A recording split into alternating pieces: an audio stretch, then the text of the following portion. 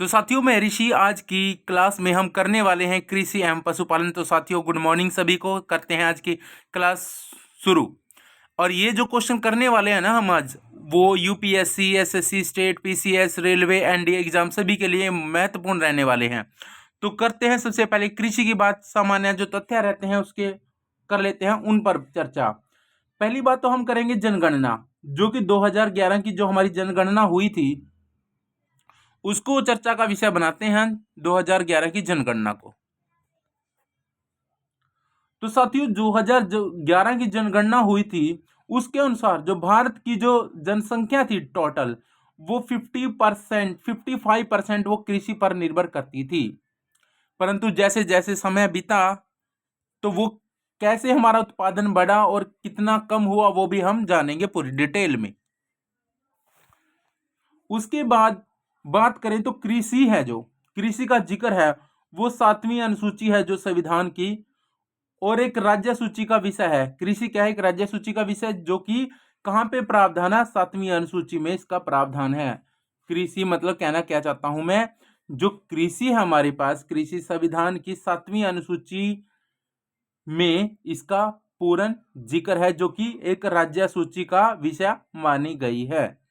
उसके बाद बात करें तो हम स्वतंत्र भारत के प्रथम जो कृषि मंत्री थे वो कौन थे? वो थे पंजाब के राव देशमुख, जो स्वतंत्र भारत के पहले कृषि मंत्री रहे।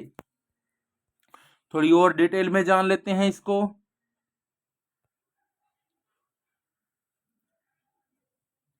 अब बात करते हैं भारत का प्रथम कृषि विश्वविद्यालय। तो भारत का जो प्रथम कृषि विश्वविद्यालय था दोस्तों, वो था गोविंद बल्लभ पंत कृषि विश्वविद्यालय। जिसकी लोकेशन क्या थी? जिसकी स्थापना 1960 में हुई, पर स्थान कौन था? पंतनगर उत्तराखंड में था। तो दोस्तों, वीडियो आपको अगर अच्छी लगी तो प्लीज जरूर चैनल को सब्सक्राइब कर लिया करो। उसके बाद अगर बात करें हम, ये देखो, ये कृषि विश्वविद्यालय का हमारे पास क्या है, एक फोटो हमने दिखाया है। तो और ऐसे ही कृषि विज्ञान केंद्र का भी आपको फोटो, ये कृषि विज्ञान केंद्र है, विश्वविद्यालय का भी दिखाएंगे। अब यहाँ पे दिखाया गया कि भारत का जो प्रथम कृषि विज्ञान केंद्र था, जिसको केवीके शॉर्ट फॉर्म में लिखते हैं, उसकी जो स्थापना हुई वो 1974 मतलब 1974 में हुई, जो कि पांडुचेरी में है। तो ये बातें सारी हमारे प्रीवियस ईयर के क्वेश्चन पेपरों में पूछी गई हैं कि भारत का प्रथम कृषि विज्ञान केंद्र कहां पर है और उसकी स्थापना कब हुई थी। तो स्थापना दोस्तों 1974 में हुई और स्थान क्या था? पुडुचेरी। उसके बाद बात कर लेते हैं दोस्तों भारत किया राष्ट्रीय कृषि अनुसंधान की। तो भारतीय जो कृषि अनुसंधान संस्थान है, जिसको हम शॉर्ट फॉर्म में बोलते हैं IARI, इसकी स्थापना 1905 में हुई और जो प्रारंभिक स्थान था इसका वो था पूसा, बिहार में आता है। जो बिहार का एक पूसा डिस्ट्रिक्ट है, जहां पर इसकी प्रारंभिक स्थापना हुई थी। और वर्तमान में जो यही स्थान है ये नई दिल्ली में आ चुका है। अब भारतीय जो कृषि का इतिहास है उसको भी जान लेते हैं। जो भारतीय कृषि का इतिहास है वो किस पुस्तक में है? वो है MS रंधावा की पुस्तक में। यानी जो पुस्तक MS रंधावा द्वारा लिखी गई है, उस पुस्तक में जो हमारा कृषि है उसका पूरा इतिहास है।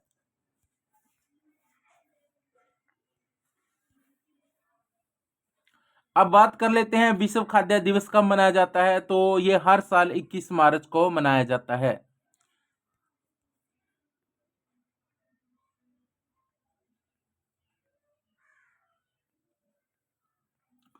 तो जान लेते हैं कुछ महत्वपूर्ण तथ्यों के बारे में भी, जैसे कि हरित क्रांति।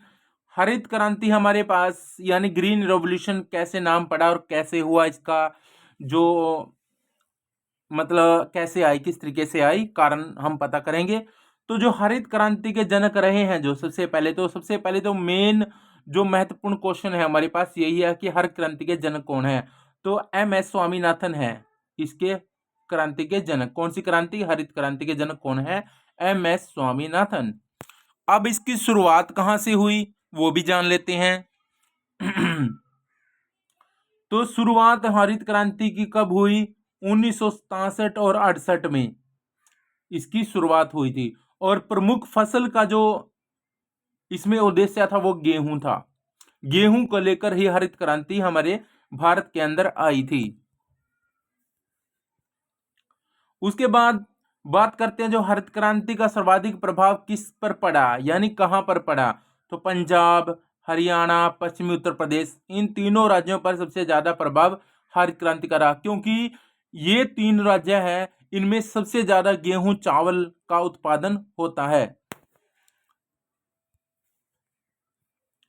अब गेहूं का जो उपयुक्त तापमान है गेहूं के लिए वो क्या रहेगा तापमान, उसकी चर्चा कर लेते हैं। 10 डिग्री सेल्सियस से 25 डिग्री सेल्सियस का तापमान गेहूं की जो पैदावार के लिए हमें चाहिए। और औसत वर्षा की अगर बात करें तो औसत वर्षा 50 से 75 सेंटीमीटर तक रहनी चाहिए। अब गेहूं की कुछ और बातें हैं जो क्लियर होती हैं, उनको भी जान लेते हैं गेहूं के बारे में। तो सबसे पहले हम गेहूं का वैज्ञानिक नाम जान लेते हैं। तो गेहूं का जो वैज्ञानिक नाम है वो ट्रिटिकम ओस्टिवम है। ट्रिटिकम ओस्टिवम ओस्टिवम ये इसका वैज्ञानिक नाम है। और इसमें गुणसूत्रों की जो संख्या है वो 42 मानी गई है। प्रमुख जो विटामिन है गेहूं में वो है B1, B2 और B6। ये प्रमुख विटामिन है जो कि गेहूं के अंदर पाए जाते हैं। बात कर लेते हैं भारत की, जो कि गेहूं में प्रथम है। भारत में गेहूं उत्पादन में प्रथम कौन है? तो भारत में गेहूं उत्पादन में प्रथम है उत्तर प्रदेश। उन्नत किस्में कौन सी हैं इसमें? सोनालिका और कल्याण और अर्जुन, ये 3 हैं फेमस हैं जो गेहूं की उन्नत किस्में मानी जाती हैं। अब बात कर लेते हैं गेहूं के रोग की। तो रस्ट रोग है जो कि कवक के कारण फैलता है। ये मेन कारण है जो गेहूं की फसल बर्बाद होने का। अब बात कर लेते हैं धान की। तो धान की जो मुख्य फसल है और उसके रोग हैं और क्या क्या कारण है उसके फेमस होने के।